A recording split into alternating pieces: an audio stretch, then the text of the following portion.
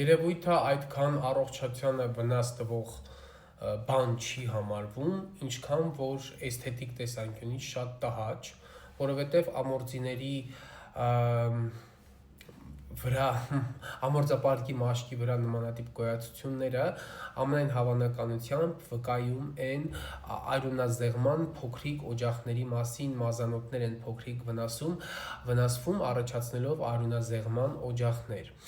Համեմատականը անցկացնեմ ոտքերի վարիկոզ հիվանդության հետ, երբ լայնանում են ոտքերի երակները եւ մակերեսային երակների լայնացումների հետևանքով նույնպես այդպես փոքրիկ պետեխիաներ եք դուք նկատում ոտքերի վրա, նմանատիպ բան կատարվում է նաև տղամարդկանց մոտ,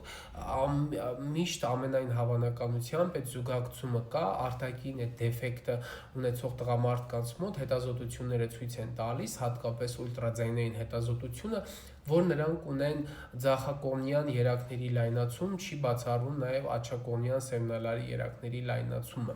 Խնդիրը առողջությանը ոչ մի ձևով վնաս չի տալիս, քաշել պետք չի, պոկել պետք չի, բզուկի նման տրաքացնել պետք չի,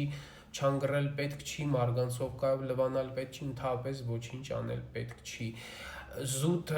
էսթետիկ տեսանկյունից եթե անհանգստացում, այսինքն դուք նայում եք, ջղայնանում, ներվայնանում եք այդ երևույթից, կարելի է դիմել մաշկաբանի եւ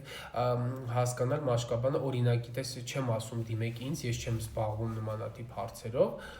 դուք չեմ զբաղվում, դա իմ մասնագիտության մեջ չի մտնում, այսպես ասված։ Մաշկաբանը ամենայն հավանականությամբ ինչ որ մեթոդ կառաջարկեն կամ տեղային օգտագործման ինչ որ բաներ կամ գուցե լազերային, անկեղծ տեղյակ չեմ, բայց ես զուտ այդ պոկել վնասելու երևույթը կուզենայի, որ դուք չանեք, որտեղ հնարավոր է, որ ինչ որ